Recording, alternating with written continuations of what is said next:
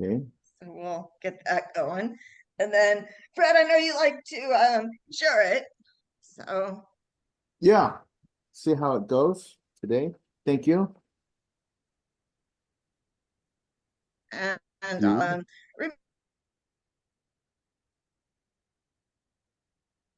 remember to make it public because not everybody. So we're good. We're good there. So I want to introduce Grayson Marshall. He is a motivational coach. We just met not long ago. Actually, I just met him yesterday. I met his girlfriend last week for an event I went to that my friend Amy was putting on, and she has. We're all entrepreneurs. She has a group of women. It's called Fly, what is it? Fly Girls Soar. So we're Fly Girls. And then I told her about my endeavors and told her about Home Advocates. And she introduced me to her boyfriend, Grayson, who is a public speaker and a motivational coach. So I invited him onto our call today. And so, with that, Grayson, I'll let you go ahead and introduce yourself a little bit more. Fantastic. Thank you so much, Lori. Everybody, hello. Hope you're doing well. I'm excited about the opportunity to be a part of what's going on here. A little bit about my background. I'm born and raised in Washington, D.C. My mother's a principal. My dad was a teacher. My sister's the current head of education for the Department of Defense. My athletic skills got me a scholarship to Clemson University, where I was a 4-year starter. I graduated the all-time ACC career assist leader. I still hold every assist record at the school. In 2009, I was inducted in the Hall of Fame. 2016, I was named an ACC legend. Since graduating, I've been a serial entrepreneur for the last 30 years. My whole focus has been, and been dubbed this way, coaching the people who don't think they need coaching. And that's part of where I've been. I don't subscribe to motivation as a mantra because it doesn't last. What I really do is talk about purpose and passion and the opportunity to help other people. I think that's where the significance of life shift becomes evident. When you can actually find yourself engaged in a space that has a passion and a purpose, but the ultimate goal is serving and helping others. That's exactly what I've always been a part of. So it doesn't matter the vertical. The messaging is still the same. It's tweaked based on the vertical, but when it comes down to it, the greatest amongst us is the servant of many. And I know Lori's passion for home advocates, and as I get to know you guys, it'll be the same. But really helping people in a position where they can utilize, maximize, or even recapture what they made their greatest investment in. Has everything to do with mindset. And I believe that's where this whole group is elevated as in another level. And I'm glad to be a part of being able to help with any of that I can. So that's kind of me, Lori. Everything else is probably insignificant to most people. It's not about bragging for me. It's about having an opportunity and making a difference. Okay, great. Well, what we do on Tuesdays is marketing, and we have a little bit of marketing that Fred was going to discuss, our RPR and Google My Business, but he only needs about 15 minutes at the end of the call. So I was wondering what you could tell us about marketing and go from there. Well, I think the biggest part about marketing for me and what I share with my clients is how are you marketing you? I think the biggest thing about creating relationships is really defining who you are as an individual. I think most people really equate marketing to sales, where really sales is about relationships. How great am I making a relationship? Well, in order for me to have a consistent relationship that's built on trust, I've got to get to know me first and I've got to understand me. I think most of us tend to present a persona that seems to validate where we are in the industry. We tend to kind of be the person that they need us to be, as opposed to being our authentic self. When I talk to folks about having their approach, there's a 5-step approach that I really want people to really look at when they are investigating their whole purpose in life. It's from my book, Do Positive, The Keys to the Life You've Always Imagined. And I believe that everybody wants to live this positive life, but I don't want them to be Pollyanny positive. I want it to be truly heartfelt positivity. So I'm going to give you these 5 keys that have worked for me, that work for so many of my clients. that I believe if you will just evaluate these from a self-reflective standpoint, you can ask yourself, am I really in the position that I need to be, or what do I need to do to make the shift? So, Lori, the first key is own where you are today. No excuses, no explanations. Own where you are today. No excuses, no explanations. What I find with most people is that living where they are right now is usually a result of explanations or excuses from where they've been. No matter what's happened to you, and some of us have had some traumatic things happen. We've had some life altering, as my friends would call, life changing experiences, LCEs, that have really happened. You're a great testimony to what can happen and what has happened. But you got to own where you are today. And I think what we tend to do is we tend to unashamedly make excuses or validation for where we are, and that doesn't change the present moment that we're in. What we really need to do is own it. So when I can look at my life, everything that I've gone through, good, bad, or indifferent, I can own it. Once you own it, no one else can use that against you as it relates to pulling you back from where you need to be or where you want to go. So owning where you are. If you had bankruptcy, own it. If you've been through divorce, own it. If you've been through some challenging times with substance abuse, own it. Because once you can own it, now you are actually allowing the process of growth to be a part of your life. Everything happens in life for a reason. My background is in faith-based living, Jesus following, that's me. So when I look at the life that I've lived, it's part of the process of the big picture of who I'm supposed to become. So when it comes down to it, if I can literally own that without hesitation, own it without excuse, it begins to change my approach every day. It allows me to walk every day truly validated in who I am, never ashamed of what I've been through, because it shaped and transformed me to the new person I am. That's the first key. The second key is living in the present moment. Most of us live for 6 months down the road, Lori and team. Most of us live 6 months back. We live based on everything else but the present moment. The only thing that we can control is right now. And we tend to subconsciously move our minds to things that we can't control. We have to be in a space, in a position where I can control this moment. And I've learned that over my years, that I can't control anybody else. So what happens in the sales cycle is we are constantly trying to influence the other side, and we can never control that. We have to refine and get real good at what we do. John Wooden, who was one of the greatest basketball coaches of all time, he did one thing when he was coaching, and what he did was he never scouted the other team. And when he was asked why he never scouted the other team, he said, because if I get real good at what I do, it doesn't matter what they do. Oftentimes, we spend our time trying to figure out the other party and what needs to happen for them.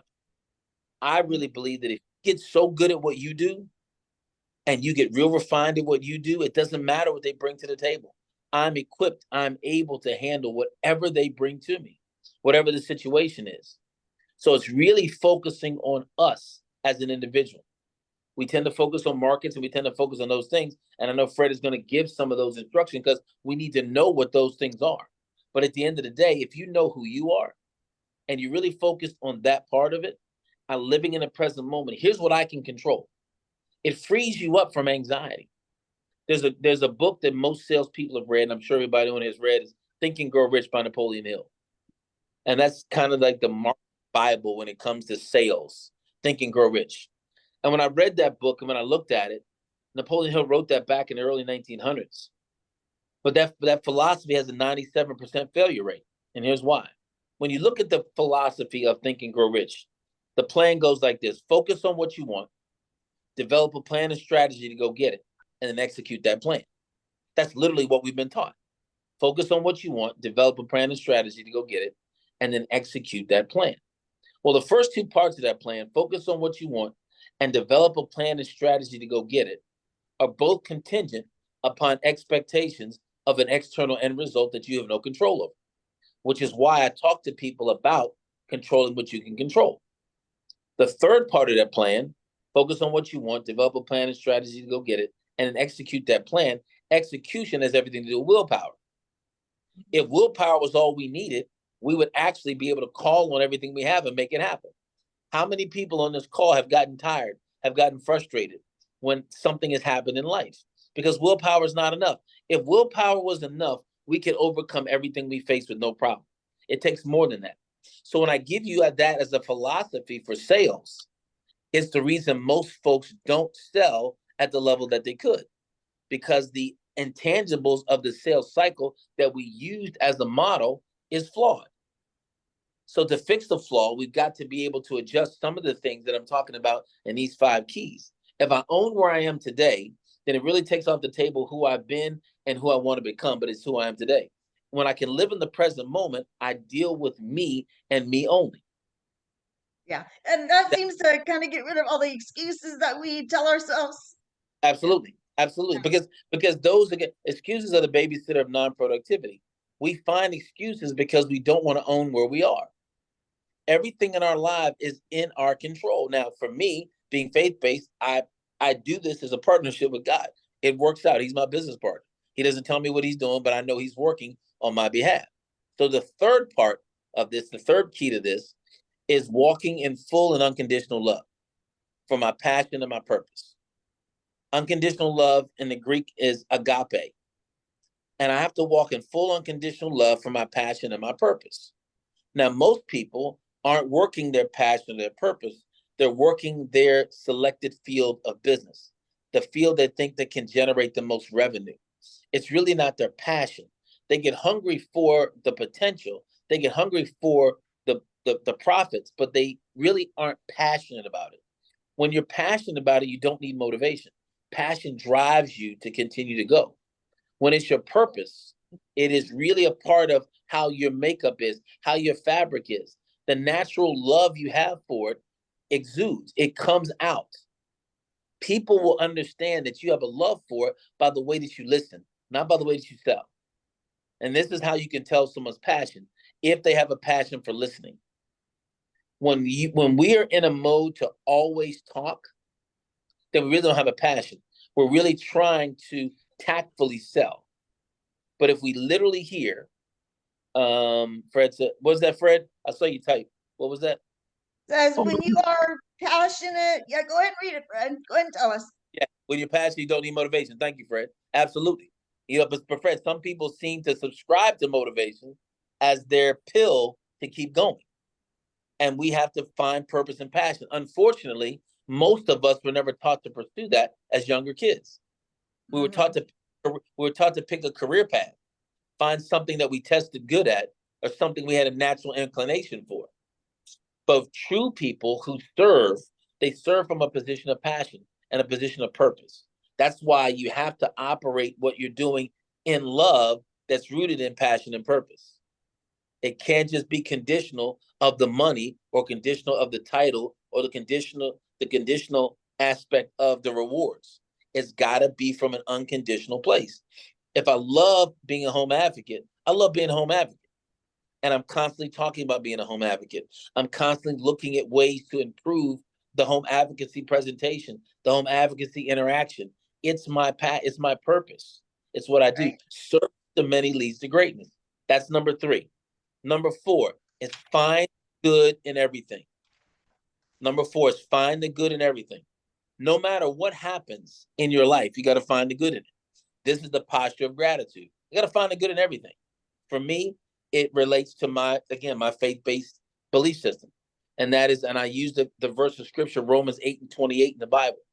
It says that all things work together for the good for them that love God and those that are called according to his purpose. It doesn't say some things. It doesn't say a couple things. It says all things. So what I've believed in my life and what I've been able to let go of is the fact that if all things are working together for my good, then there are no wrong decisions. Because we live in an outcome-based society, we're always evaluating what we do based on the outcome that we can control. When I realize that all things are working together for my good, then there are no wrong decisions. I have to make a decision, and then I evaluate what's there. It's part of the progress. But because we've been so focused on outcomes, if we do something and the immediacy of the outcome isn't favorable, then we will change direction and stop. Well, the process of life is about learning and growing. So if everything is working together for my good, I just need to keep going. As I move, I make better decisions based on new information, but I don't stop. what I find is that people in the sales cycle, when their numbers aren't met based on their expectation, because expectation isn't of itself the happiness killer. When you focus on expectation, when you focus on results, and then what tends to happen is I begin to devalue myself. If the intangibles of the sales cycle that I can't control begin to make me doubt who I am, then I'm never going to be in an unconditional love space because I'm not unconditionally loving myself. That's why the whole purpose and passion has to come from an internal place. I've got to be able to allow myself the same autonomy to grow as I am the people that I'm dealing with. I've got to give myself the same permission to be forgiven for what didn't work. Not that it was wrong, it just didn't work. So that's the mindset that has to be. I've really lived my life where there are no wrong decisions. Because if I look back over my life, everything that I've done, whether I planned it, thought about it, predicted it, or tried it, has gotten me to where I am today. I could not have put all that together. If I sat down at 8 years old and said, this is where I'm going to be in my 50s, I wouldn't have done it. Where I moved, who I connected with, where they came from, how I met you. I couldn't have put all that stuff together. So when I really allow it just to work and me just keep going, it shows itself. Now, I think a lot of us get stuck in overthinking and overanalyzing and, looping around. But if you just let it go, like you said, and let everything go as it's meant to go, and our purpose and plan, there's a perfect plan and a perfect purpose for all of us. And Lori, we overthink because of our own infused expectation. We overthink because of the outcome that we want. The reality of it is you're going to get the outcome you want if you stay passionate and purposely pursuing it. You're going to get it. And I tell folks all the time, the word chase and the word pursue are the differentiators of how someone becomes successful. Most people chase their dreams. And I've learned over the years that whatever you chase, you rarely catch. But where the methodical pursuit is when success is.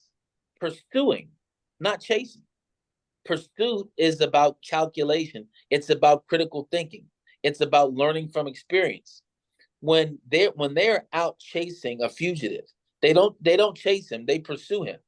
They tactfully think about where he might go. They're monitoring everything they do. Why? It is calculated because they know the end result they're going to catch.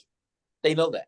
So if we know the end result is having advocacy for homeowners, we know that's the end result, then all we do is keep doing along the process to get us to that place. If we know that's the end. And that's the beautiful part about understanding how to work with us and growing us. Number 5, the 5th key to living life you always imagine is empowering your legacy. Your legacy is not just people of your bloodline, people in your family. Your legacy is everyone you come in contact with. For the last 25, 30 years, I've been speaking all around the country and all over the world. And everybody that I've become in contact with is part of my legacy. I may not have spoken to them, but something they took from the conversation that they've used in their life is part of my legacy. We may not ever hear of everything that we've done, everybody that we've touched. We may never know of. But there's nothing better than knowing that you have a responsibility to either sow or water what needs to happen in someone's life. And that's what's important. So owning where you are today, no excuses, no explanation. Number 2 is living in the present moment. Number 3 is unconditional love based on purpose and passion for who you are and what you do. Number 4 is find the good in everything. And number 5, empower your legacy. I believe those keys, adding them to the makeup of home advocacy, if we really understand the timing, if we really understand the opportunity, if we really understand the unconditional love, let's see, sports teaches you, Fred is just dropping nuggets here. Let me see this. Sport teaches you this mentality. My uncle was a professional golfer for 40 plus years and won 8 tournaments, being one of the shortest hitters in the PGA Tour. Where he had a deficiency, he made up for it in other areas, like being the best putter and being. Who was your uncle, Fred? His name was Morris Hatulski. Okay. And he was known as Morris the Cat, if you remember those old TV commercials. Yeah, I do. Yeah. And so he won putter of the decade from 1980 to 1990. on the PGA Tour, and he did that by having the mentality that failure is not an option. Correct. And you're playing, college basketball, which is a team sport. Golf is more of an individual sport. And his approach was each day's a new day. Mhm. Every day ends in Y. If I'm going to have a bad day, am I going to wake up tomorrow and have another bad day? Or am I going to change my mindset to be able to make tomorrow better? And he treated that like golf. Golf was 18 days, and each hole is a new day. And if I have a bad hole right now, am I going to go to the next hole and have another bad hole, or I'm going to try to make it better? And if you don't have that professional mindset, you will not make it. So that approach and that mindset, I 100% agree with. And you know, and Fred, it's so important. I'm a golfer. I love golf. I'm a 5 handicap. I absolutely love the game. And I've always believed that golf is one of the best illustrations of life in and of itself, alluding to what you just said. I know today's golf, unlike that golf, is more of a team sport because now they have trainers, they have people that work out with them, they have golf coach, they have hitting instructors, they've got all kinds of sports psychologists, there's everything. But when it comes down to it, the individual is the one who executes the actual golf swing. And I'm the one who I got to own every last part of it. If Scotty Scheffler misses a 4-foot putt, Scotty's got to own that. He can't blame that on anybody. He can't blame it on the trainer, can't blame it on the caddy, can't blame it on anybody. And that is what I believe is the differentiator in life with us. We've lived in society for so long that allows excuses. And I'm open and candid as a person of color. For years, I've watched the essence of the social atmosphere create in some people's minds an unlevel playing field. And the reality of it is, it's only unlevel if you believe it's unlevel. Regardless of how historically it may have been documented, today in 2024, there's nothing you can't do.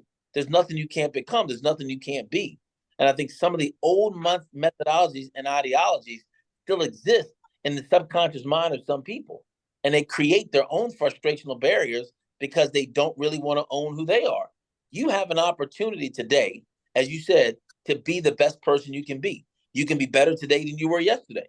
Why don't you do it? That has everything to do with you. And I think the more we can reflectively look at ourselves and not be self-absorbed, it changes our approach to every single day. And that's what I want people to really get and understand. It's on you. Whatever you want to do. It comes down to that. Thank you for this to chat. One of my closest friends was bitten by a great white shark. It was recorded on video. 8 months after he was attacked by a great white shark, they had the video of him being pulled out of the water.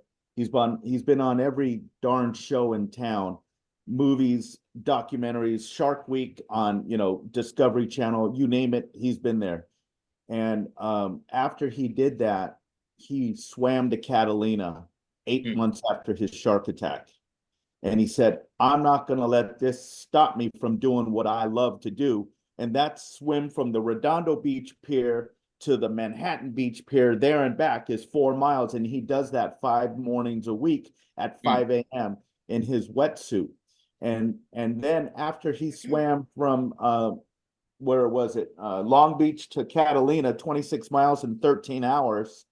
He went ahead and went to the most shark-infested waters in the entire state of California, right off the Santa Barbara coastline there. Did another swim. Now he's going to go that was at age 58. Now he's going to go swim the London, where London Bridge is in London. The guy's going to put himself into the Guinness Book of World Records because he did not let his mentality stop him. And one of my buddies at San Diego State, he hosts the show American Ninja Warrior, Akbar. And Akbar has been on some of our mindset events. And same mentality, sports athletes have a different way they think. They're the upper class, the 2%, the 1%. Yeah, London Bridge is in Havasu, but they also have, London Bridge in where the channel is, I believe, if I'm not mistaken. But anyways, that's where he's going to be swimming. So thank you for that, Sally. But anyways, I love this mindset stuff. I could talk about this all day long because I live it, breathe it, lick it, suck it. We can say other words that would probably be not appropriate, but I'll tell you right now that it's all about that feeling that you have in your body, and the passion is where the driver is, and the passion, and I just love what you're saying, and I don't want to take your moment away from Fun. what we're doing here, but I'm just so on your page of what you're saying, and I've been listening. And when I hear something good, you write it down. That's what my dad taught me. When you hear something good, grab a pen, shut up, and write it down, because that's what you need to do, and that's what successful people do. So the motivation is driven from passion, and you got to find what your passion is. And Yeah. if it's not mortgage or real estate or whatever it is, then you need to find your passion, because that's what will be your motivator. And I tell this to my son. I mentor college kids from San Diego State that are transitioning from college life to real life. And these are the topics that I talk about. Take a speech class, do what you need to do to make yourself feel better about yourself, and then go share that knowledge passionately, and you're going to be okay in life. You're going to be just fine. Fred, the challenge that I've seen with college kids for the most part, even young kids today, when I travel around and speak, is the fact that their role models don't really present the value system that they need to really be successful and maintain it. When I look at who they aspire to be, they're missing so much of those lives. And when they really delve deep into the individual that they're looking at, they find flaws. For me, I've always said that I've got to be able to be as transparent, authentic, and vulnerable as I can, because people need to know exactly who you are and what you've been through.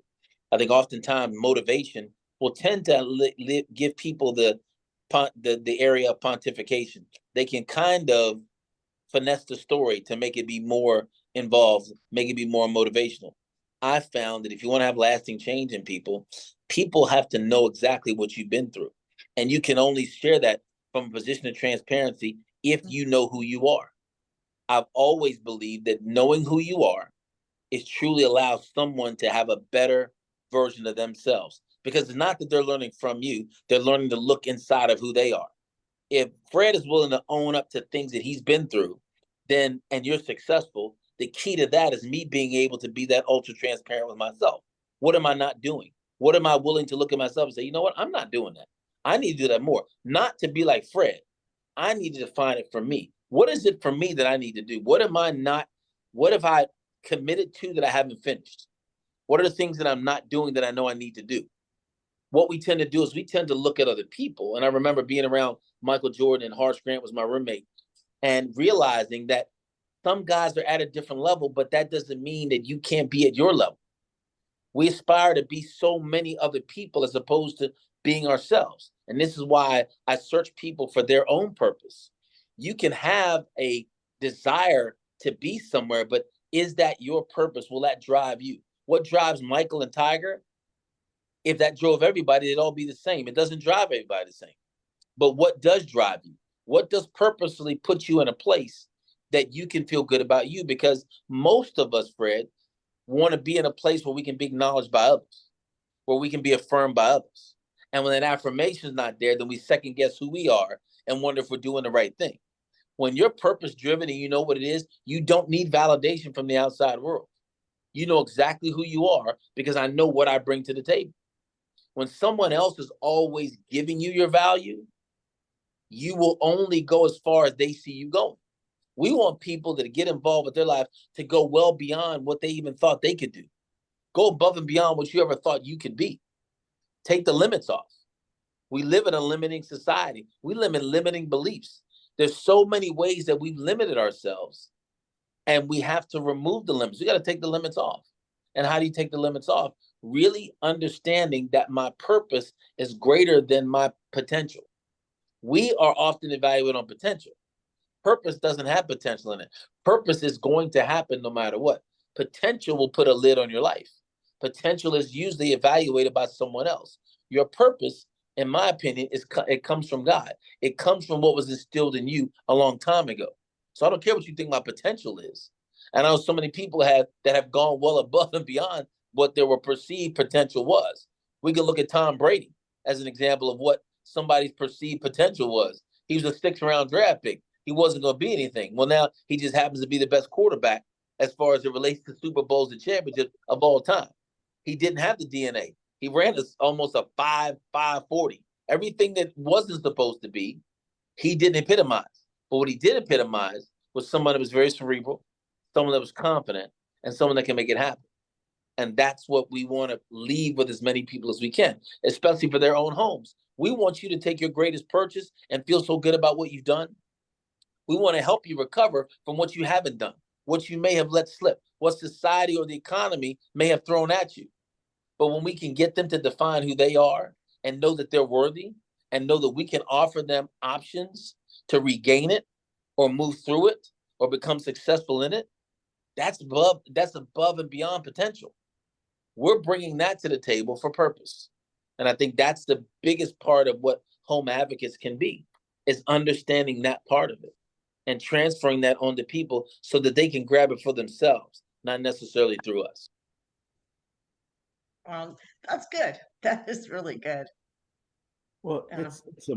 it's not only is it good, it's a mindset. It's It's the a way mindset. someone thinks, feels, lives his life. It's like your credit report. It's a reflection of who you are. Your credit tells others about you. In my business, it's like what you do each and every day, how you live your life each and every day, and the purpose that you live for is exactly why I do my radio show. And my radio show is based on helping the consumer not make stupid choices.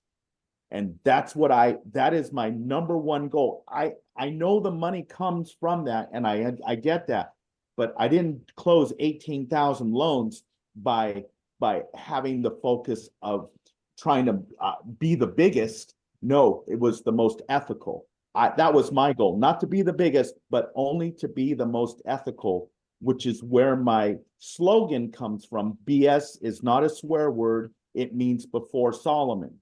Because before Solomon, you might have gotten a lot of BS, but once you deal with me, I'm going to shoot you straight. Wouldn't it be nice if that was actually true? You know, it's funny. My podcast is GM Talking BS. That's my podcast. That's actually my brand. It's Talking BS. GM, my initial Talking BS. And that's literally where I am. Mine's about belief system, breaking strongholds, anything that has to do with limiting you that I can use a BS analogy with, or being soulful, or being synergistic. Those are all things to me what BS stands for. So I love that already, that we're already connected in that spot. And I tell folks, I'd rather be real than relevant. I'd rather be real than relevant. Relevance is about acceptance and folks liking you. I'd rather be real than relevant. I don't care if you like me. That's not why I'm here. We'll develop a relationship of trust because I'm being honest. The best teachers in the world usually were the ones that got on you. Usually the ones that held you to a level of accountability that somebody else wouldn't. And it seemed at that moment that it may have been daunting and overwhelming. But at the end of the day, I remember you. Why? Because you didn't let me be me. You guided me to become who I was supposed to be. And that's, I think, is the bigger picture. I think people make mistakes and make poor decisions because they haven't been exposed. I grew up, again, in a 2-parent household, but I didn't know anything about money. You know what I'm saying? I didn't understand money because money to us was a way to survive. So that's just what it was. I didn't understand insurance. There were so many things about it I didn't understand. My parents had the same house from 1976 until they passed away. And I've already gone through multiple homes, either flipping them or selling them for profit. But that was it. They couldn't understand why I was doing that. So I think a lot of people, when they're not exposed to things, Fred, they make decisions based on the limited potential that they have. They literally put a cap on what they can do. But it's people like you and everybody who becomes a home advocate, here's what you can do. Did you know this? Did you know that this was an option for you? And most people say, no, I had no idea, because they're living with the information that they've been given. But as a home advocacy representative, we're able to share with them, hey, here are your options. You can still do that if you want, but you can also do this. And you can also do this. One of the things that changed my life a long time ago was understanding the insurance game. And I understand that the wealthy really understand the insurance game. And learning and understanding the insurance game was a key to mentally moving forward. But as you said, Fred, it is a mindset. And it's one that's literally you're indoctrinated into subconsciously by default based on who you're surrounded by. And once you get around different people and see different things, you have the opportunity to do something different. Not to say that you will, but you have the opportunity. And that's what I hope that we will offer in this space. And you all have probably been offered for a lot of years. The opportunity for people to either fix what they may have made a mistake on, move into a different direction to rectify it, or allow themselves to start over in a better way. And I think that's the opportunity here, because I think that's what everybody's, as you said, Fred, Absolutely. it's the 18 days 100%. of the golf course. It's the 18 days. They get a chance to start over every single time. Yeah, absolutely. So were you finished with, because I have number 5 as empowering your legacy. Was there Right. more that you wanted to say on that? And then I wanted to go into legacy a little bit more because I did tell you about Lee, and this is, his legacy. And the home advocates on the call have been so so loyal, and I want to tell them right now. I guess I'm just gonna say it. We're gonna come to Vegas to meet Grayson in person. We're doing an event in 3 weeks. So whoever's on the call, I am gonna be putting some notices out. We're going to do a live event in Vegas in 3 weeks, and you'll be hearing more about that. But go ahead, Grayson. I just had to get it out there. I'm super excited. And I think that's and that was a great segue, because empowering your legacy is what your late husband was trying to do. And this is indicative of what legacy looks like, right? These are people that aren't his blood, but these are people that his life sees impact. And he's empowering them to do more and greater. Jesus said to Peter in the Bible, he said, greater works than these shall you do, because I go to be with my Father. Now, I thought that was one of the most telling statements of Jesus's whole life, because all of what he did, he's saying we should do more. He said, greater works than these shall you do. So we look at the impeccable life that he lived and the things that he did. He's saying we should do more. Well, your late husband feels the same way, that we should be doing more, that there's more to do. The market is going to literally be in favor of us having an opportunity to help more people. I don't know if that's a good thing or a bad thing, because we don't want people to be in these situations, but to actually have an answer for them is a beautiful position to be in. And I think that empowering the legacy is educating, as Fred talked about. Empowering the legacy is opening opportunities and doors. Empowering the legacy is showing them a way that they can succeed. That's the beautiful part about it. Not dependent on us. I tell my clients all the time, I'm going to teach you not to need me, but be there if you do. The true essence of empowering people is really having them not need you. That's when you're really doing multiplication. That's when you're really doing discipleship. That's when you're really showing people how to live. Can I teach you to live greater than me without any animosity or jealousy? That's the beautiful part about it. Can I show you how to be better? And that's not the world we live in. The world we live in wants you to succeed, but not beyond me. That's a scarcity mentality. I've got an abundance mentality. There's plenty for everybody. And the opportunity to serve is for everybody. Just don't manipulate or misuse the opportunity to serve for your own personal gain. Service to many leads to greatness, John Maxwell always said. Service to many leads to greatness. Biblically, it says the greatest amongst us is the servant. We have an opportunity to serve. And serve doesn't mean reduce yourself. Serve doesn't mean be pious. Serve means to be humble. But here's the difference with humility. Humility is controlled strength. What true humility is maximizing your gift that God gave you, because he didn't have to give it to you. If I literally am humble, then whatever God gave me, I got to maximize it. I got to max it out.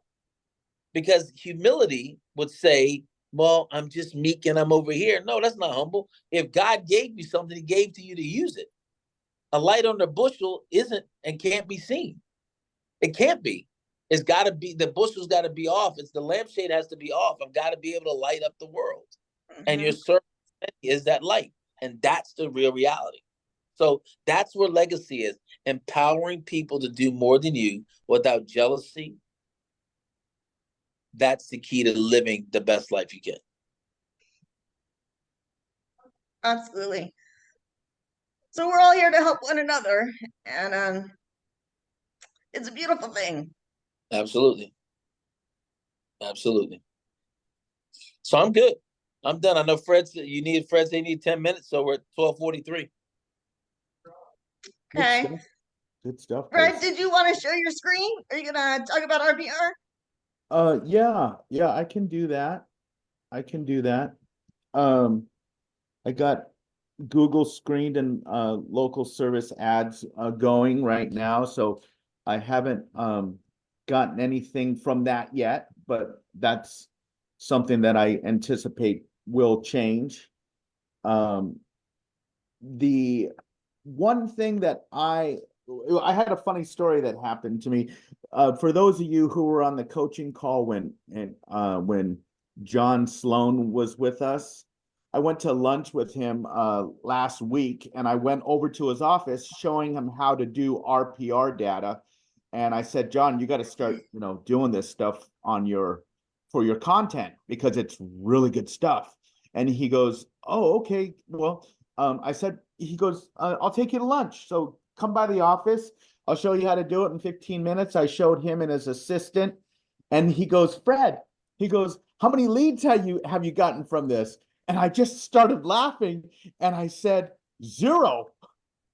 I just started laughing about it. And then so you wouldn't be, it was so crazy. But literally we go to lunch, right? We sit down and he knows I always answer my phone, and I had probably 3 or 4 phone calls, and I say, hey, this is Fred, can I get a name and number and call you back? Hey, Fred, I saw your ad on Nextdoor and I wanted to talk to you about it. And I said, I put it on speaker and I said, John, this is freaking hilarious right now, because it was just about the RPR data that I always post on Nextdoor in my community. And we were just talking about what was the likelihood that this lady would call me while John and I were just in his office talking about RPR data. And then I was laughing that I didn't get one lead from it yet. And I've been doing it for 6 months. And I just start laughing. And the lady's all, what's so funny? And I'm just like, oh my God, it's a long story. But we were just talking about this. And he asked me how many people had called me. And I said 0. And now you're the first one. And she goes, yay, I'm the first. It was hilarious. It was one of those you had to be there type moments. But, anything that you do, it takes consistency. It takes consistency. And the reason why I'm doing Google local service ads, because those are right now today ad. You're going to get business today. When a client calls you up and they say, hey, friend, I want to sell my house. But that's not going to, that's 30, 45, 60, 90 days away. You're not going to be doing business today. But when they find you on Google, they are looking for a realtor right now. And you can get business right now. That is the power of Google.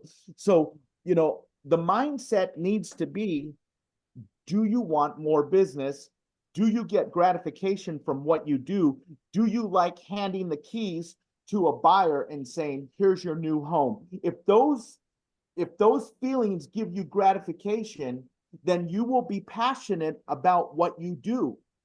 And so, talking about what Grayson was talking about, my passion is I like helping people make smart financial decisions, helping them not get taken advantage of, and helping them with their marketing. That's what I like, because I know it's the Oprah Winfrey philosophy. If you give, you'll get.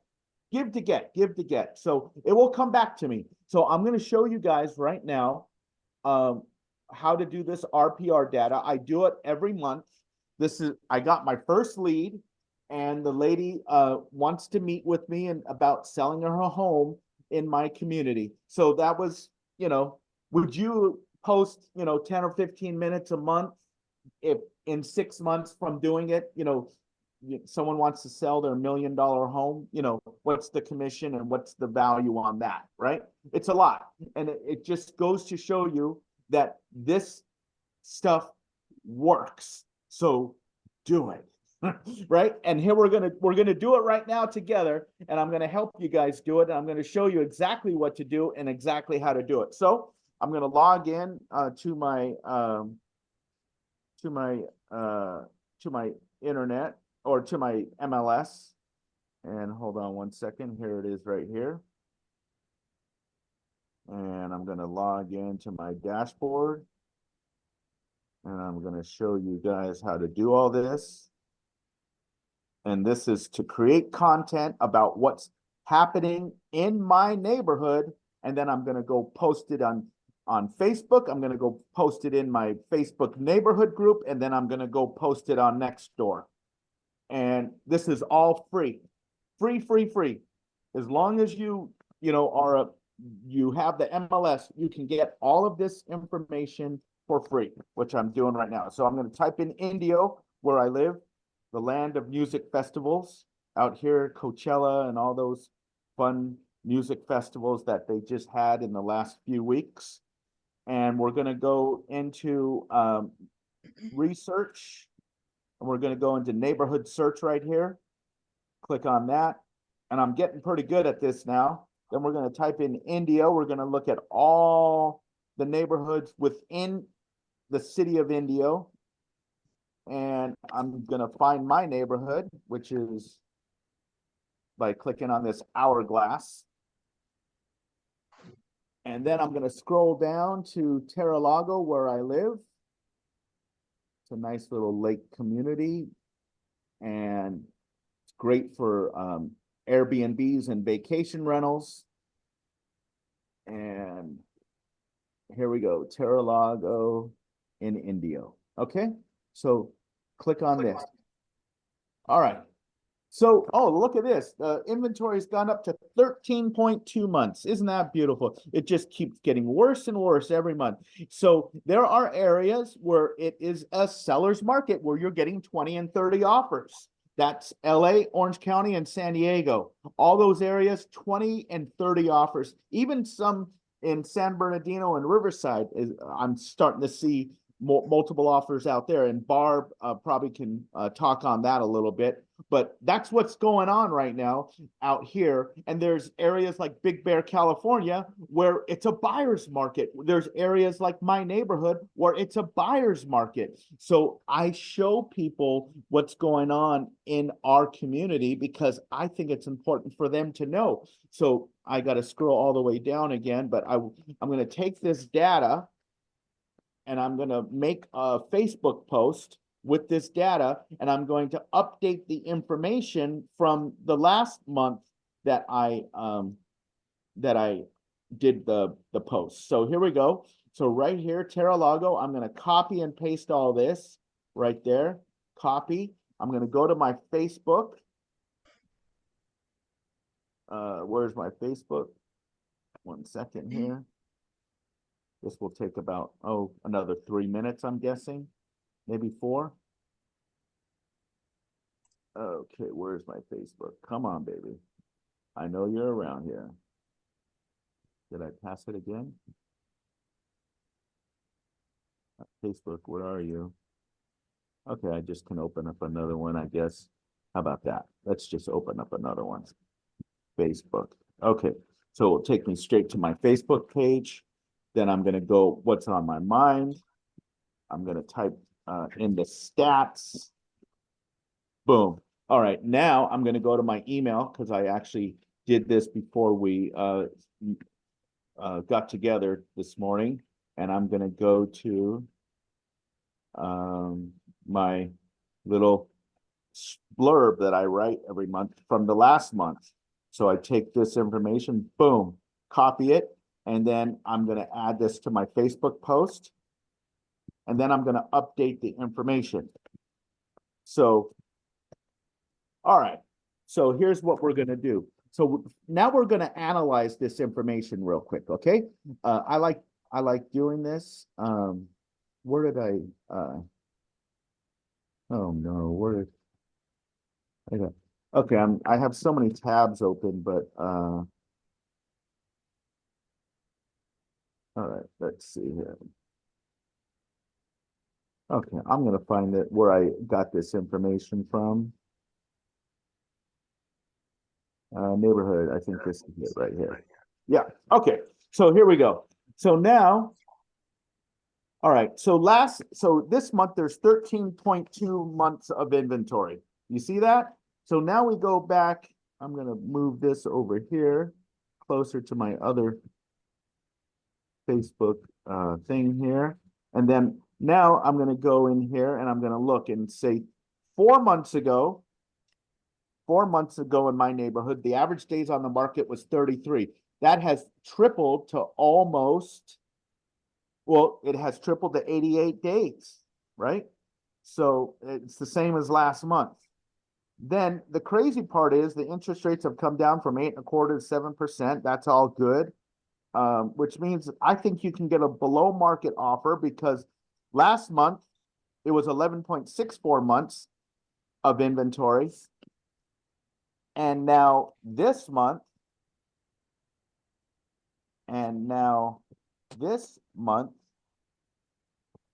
it's 13.62 months of inventory. So it keeps increasing. That means there's more inventory than buyers, right? Very simple. And how many day So 43? what percentage was that? I think it said 1.6% it went up in inventory. And for those of you who aren't posting these things on your Facebook, this is good knowledge for you to have. Just go in there and learn about your community so that when somebody asks you what you do, you say what you do, and they're going to ask you what's the first question every time? How's the market? If you know all this in your neighborhood, that will definitely make you top of mind and an industry leader in your area. That's So what we're trying to accomplish, right?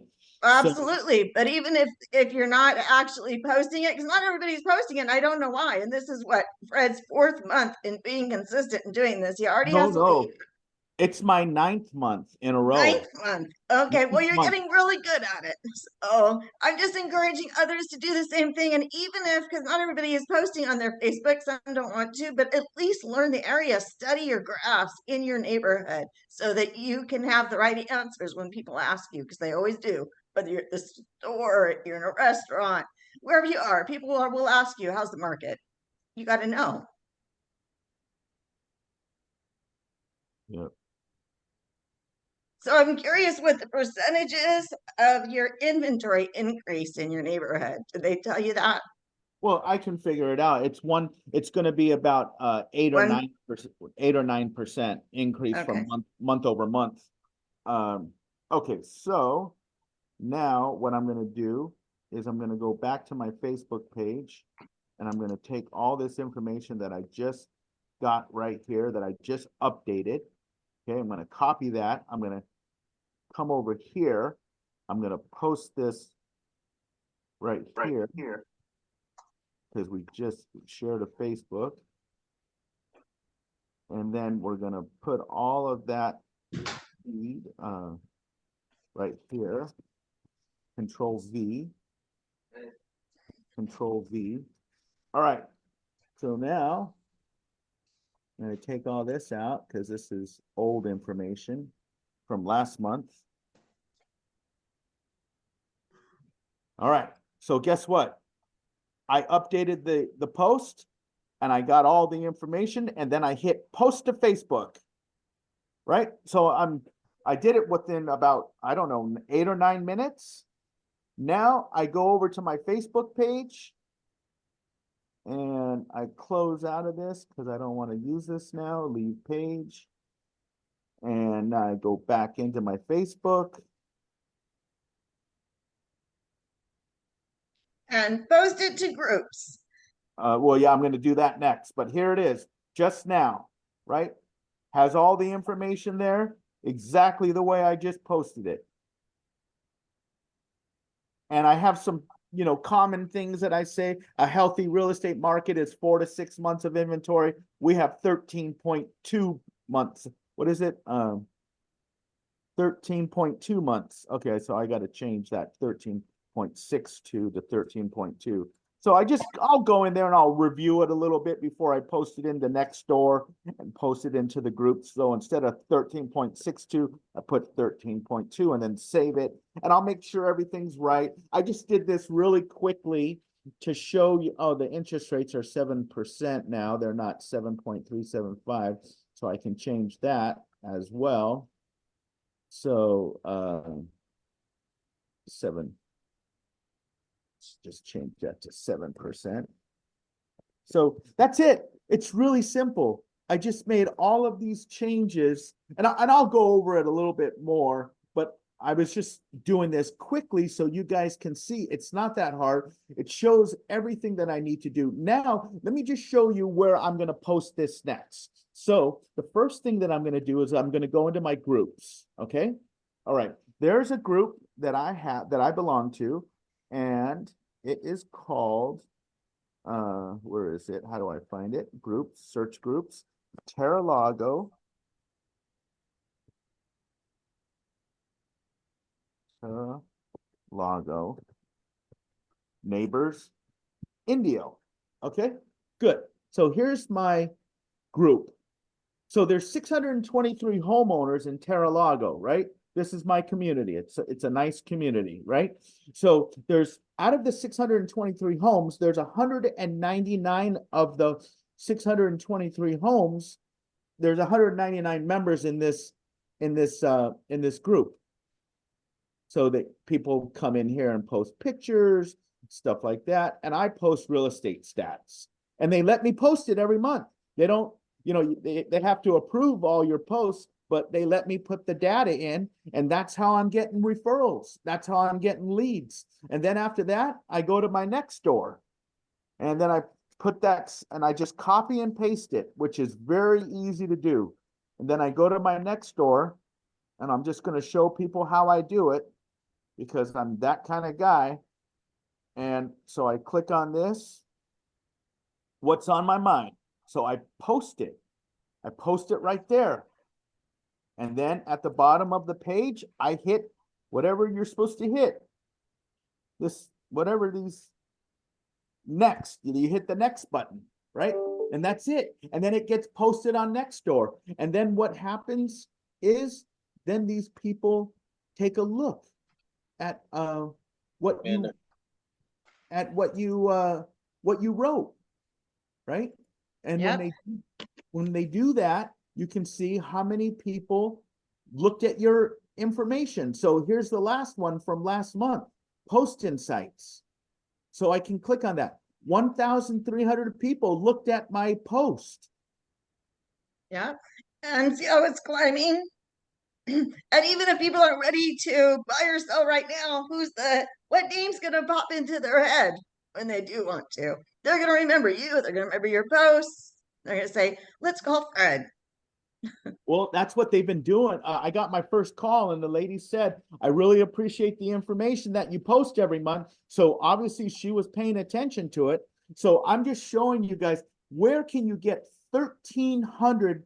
Like, this is the same thing that realtors used to put on people's doors as door hangers, right? And what did you have to do? You had to print them out. You had to pay somebody to pass them out, or you had to walk around the neighborhood and drop those mailers on everybody's doorstep. Now I can just go to Nextdoor and I can get 1,300 of my neighbors to look at it for free. And I can do it in 7 minutes. Come on. Are you seeing what I'm seeing? All right, that's all. I'm done. But it's easy. If I can do it, trust me, you can do it. Yep, we can all do it. And now we have it on video, so you can watch it and see exactly what I clicked through to do it yourself. Yeah. I highly encourage you to do this. Oh yeah, Abby Carter did win, and I went to that little, she was here in Indio, and I went down there. I brought a couple of my exotic cars. I brought them down there, and I let the kids, I brought the Batmobile, and I brought, the mayor asked me to mayor lives in my community, so he asked me to bring my hot rod down there, and he asked me to, and I brought the Batmobile, so the kids were in there, taking pictures in the Batmobile. It was a really good community event for her, and it was really cool. I had a good So, time. Fred, can you go ahead and Stop stop sharing your sharing. screen? Yeah. I tried to turn it off, but it didn't work because it wanted me to share Okay. mine to unshare yours. I don't have anything to share. So I just want to thank everybody for being on the call today. And hi, Catherine, Eve, thank you guys for putting on your camera. And for those who didn't, that's fine. Hi, everybody, and we'll just say goodbye for today and see you guys tomorrow. Our Thursday calls will be coming back soon. And watch your emails for an invite because we are going to have an event, just something small, the third week of June. And so that'll be coming out soon. We have a room, it's by the airport. We're planning on doing a karaoke night at the Cat's Meow that Lee used to do on Friday nights, and then having a meeting on Saturday. Stay tuned. And with that, everybody have a great day. And Grayson, thank you so much. That Can was you really wonderful what you had to share with us today. And I look forward to give us hearing your more. information, Grayson? I'm sorry. Can you give us your info? Yeah, if you want to put your information in the chat, or if you have something you want to share your screen that has all your information on it. I will do it right now. Hold on. Let me grab. Hold on. I'm grabbing it right here. Give me 2 seconds, guys. Sure. I was doing something else. Hold on. Okay, with I'm gonna stop our live, but nobody go anywhere. I'm just gonna stop that.